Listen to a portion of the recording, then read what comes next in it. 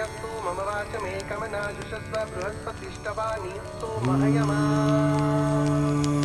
સપ્તપદીની પ્રથમ કડી છે સંબંધોની સમજણ, બીજી છે ક્ષમા, ત્રીજી છે સહભાગિતા.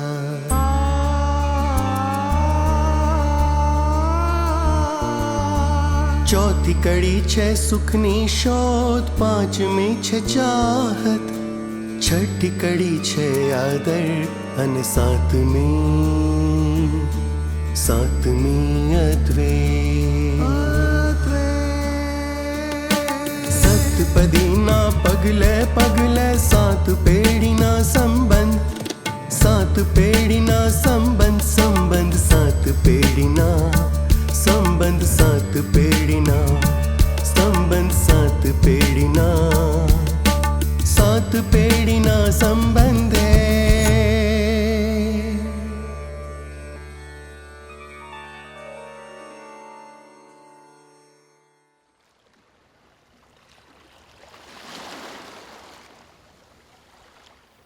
પ્રકરણ 22.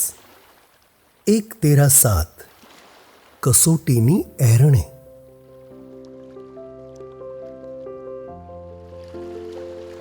ગોળધાણા ઇવેન્ટની દેખીતી સફળતા બંને પક્ષે વેરાયેલા રાજીપામાં જણાતી જ હતી. રોમી અને સુગંધા પણ એ જ મૂડમાં હતા.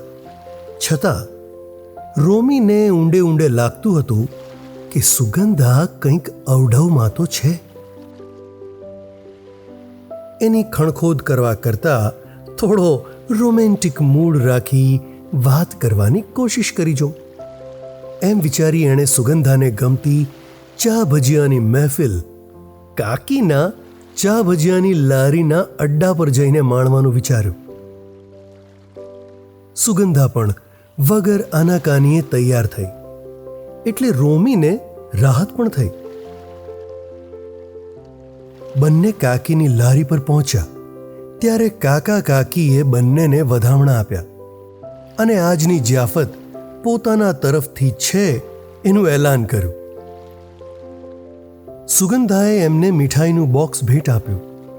બંનેએ કાકાના માની તબિયતના સમાચાર પૂછ્યા અને તેઓ ગોળધાણા વિધિમાં આવ્યા હોત તો ગમ્યું હોત એવી લાગણી પણ વ્યક્ત કરી. ચા અને ગરમા ગરમ ભજીયા ખાતા ખાતા બંને વાતે વળગ્યા. રોમી નિરાંતથી બોલ્યો, હા, બહુ સરસ પાર પડ્યો. સુગંધા બોલી, હા, તું તો બરાબર બિઝી થઈ ગયો છે, પણ હવે મારે કામે લાગવું પડશે. રોમી બોલ્યો, તારું ભણવાનું હવે પૂરું તો થઈ જ ગયું છે ને રિઝલ્ટ આવે એટલી વાર. મને તો હવે સાથે રહેવાના સપના આવે છે.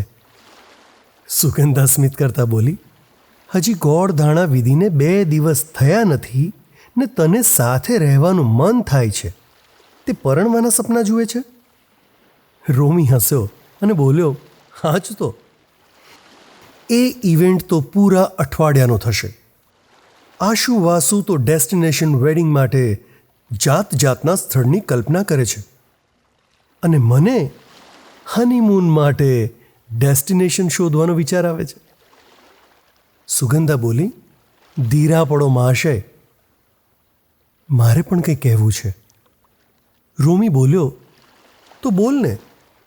અમારે ત્યાં તો તારો પડ્યો બોલ ઝીલાશે. ક્યાં જઈને કરવા છે લગ્ન? હનીમૂન માટે ક્યાં જવું છે?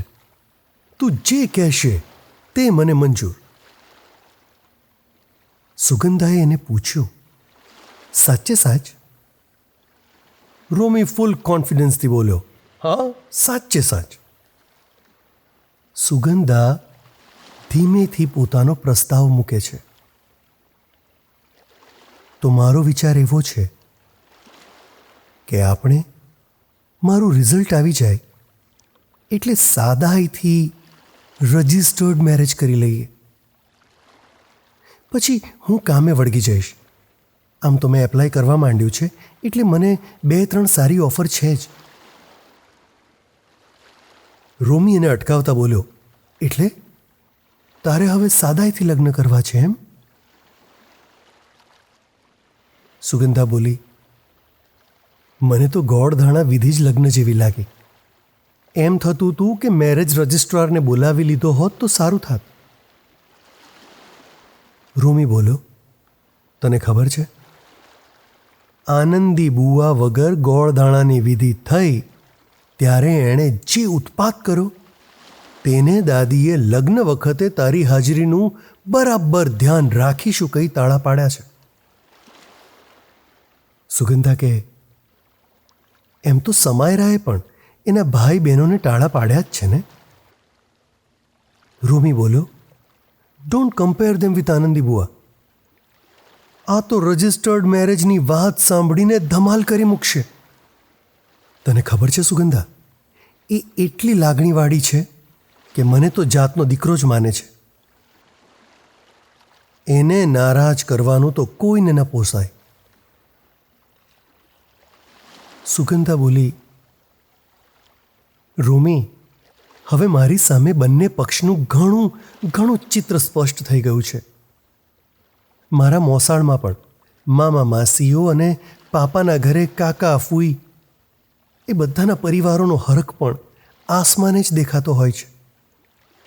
પરંતુ આ દરેક હરખ નિસ્બત પછી તે અપેક્ષાઓનું એક જાડું પણ રચાતું જ જતું હોય છે. તારા દાદા દાદી હોય કે મારા આજા આજી, આપણા મમ્મી પપ્પા, બધાને ખૂબ જ હોશ હોય. તે બધી ગોળધાણા ઇવેન્ટમાં પૂરી થઈ છે અને આપણે એમની ઈચ્છાને માન આપ્યું છે. રૂમી થોડો નિરાશ થયો અને બોલ્યો, હા, જ્યારથી આપણે લગ્ન વિશે વિચાર્યું ત્યારથી તારો રોમેન્ટિક મૂડ તો જાણે વરાળ થઈને જ ઉડી ગયો હોય એવું લાગે છે. સુગંધા સ્મિત કરતી બોલી, બી કૂલ.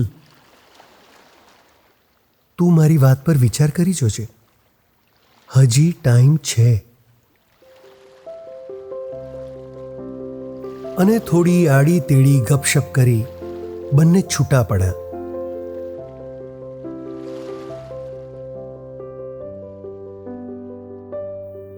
તે દિવસે સુગંધાએ ડાયરીમાં લખ્યું, આમ તો રોમી સાથે જીવવાનું સપનું સાકાર થવાનો આનંદ જ છે.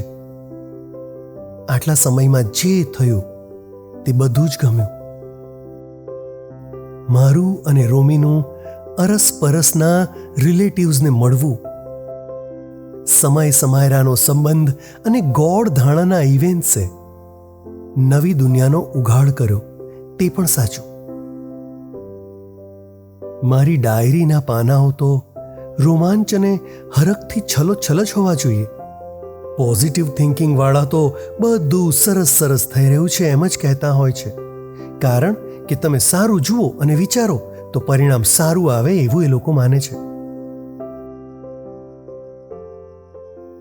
આજે સાંજે કાંદા સમારતી વખતે મને લાગ્યું હતું કે આ નવી દુનિયાના ઉઘાડ સાથે વાસ્તવિકતાની પરતો પણ ઉખલે છે.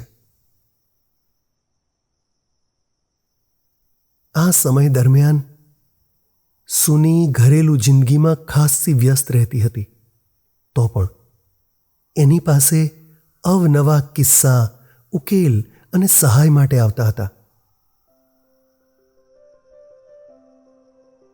અત્યાર સુધી મારું ધ્યાન એની ગતિવિધિ પર નહોતું.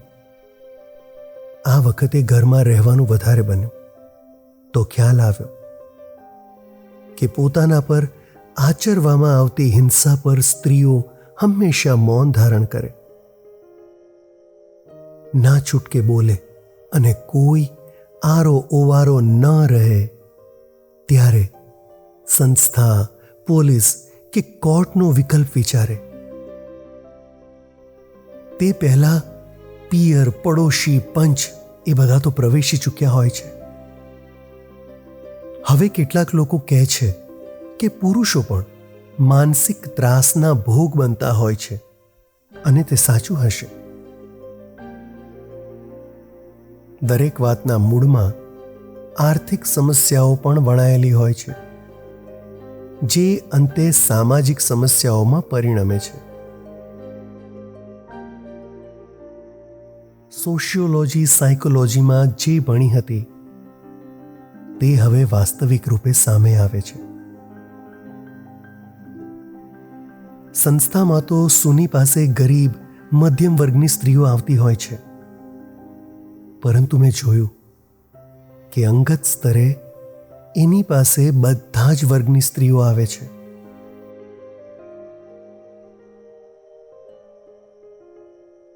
આ બધું સાથે સાથે જોતા અનુભવતા લાગ્યું કે ધ્યાન રાખીને વિચારીએ તો મારા અને રોમીના ઘરની સમસ્યાઓ પણ દેખાઈ જ છે.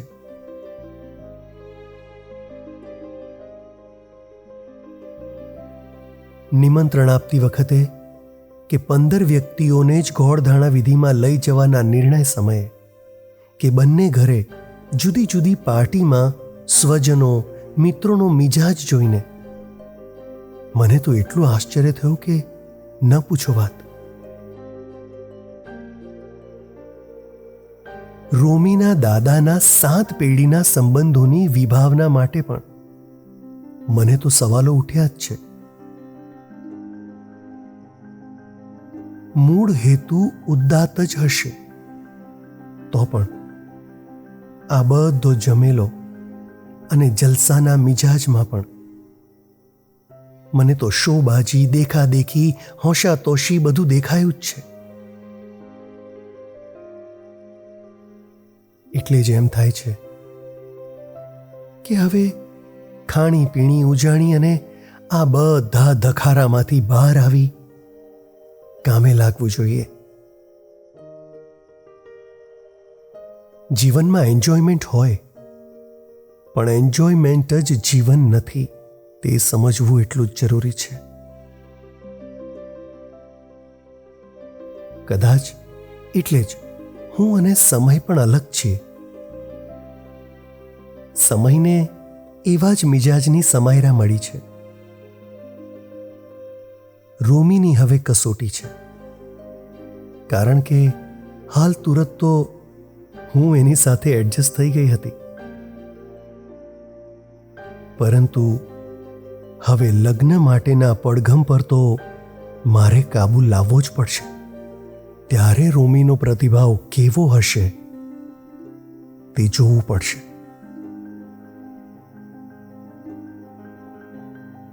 બાકી મારી લાગણી સુની અને પાપા સામે વ્યક્ત કરીશ એટલે એ લોકો કહેશે કે રોમીના ઘરે આપણે 3-4 પાર્ટીમાં ગયા અને એમને તો એક જ વાર બોલાવ્યા. લગ્ન સમયે આપણા ઇવેન્ટ્સમાં એમને બોલાવીએ તો સરભર થાય. પણ મારે એમને સમજાવવું જ પડશે કે એમણે જે કર્યું તે એમની મરજી હતી. હવે બહુ થયું. દેશમાં અને દુનિયાભરમાં ચાલી રહેલી અરાજકતા, સંતાપ સામે પણ થોડી રાહત માટે વખતે હળવો મૂડ રાખીએ તેનો વિરોધ ન હોય. પરંતુ હવે રોમી ન માને તો વધારે સમજાવીશ. અને લગ્ન તો કોર્ટ મેરેજ, રજિસ્ટર્ડ મેરેજ અને વિધિ કરવી પડે તો પણ સાદાઈથી જ.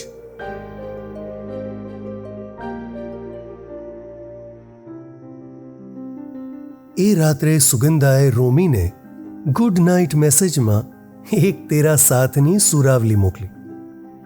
સામે રોમીએ પણ મોકલી. પછી એ શાંતિથી સૂઈ ગઈ.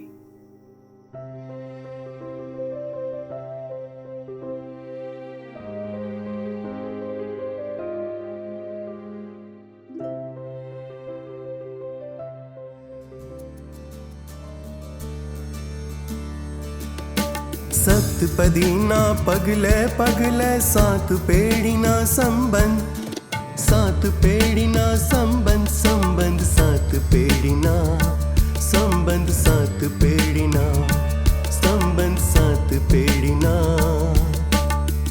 पे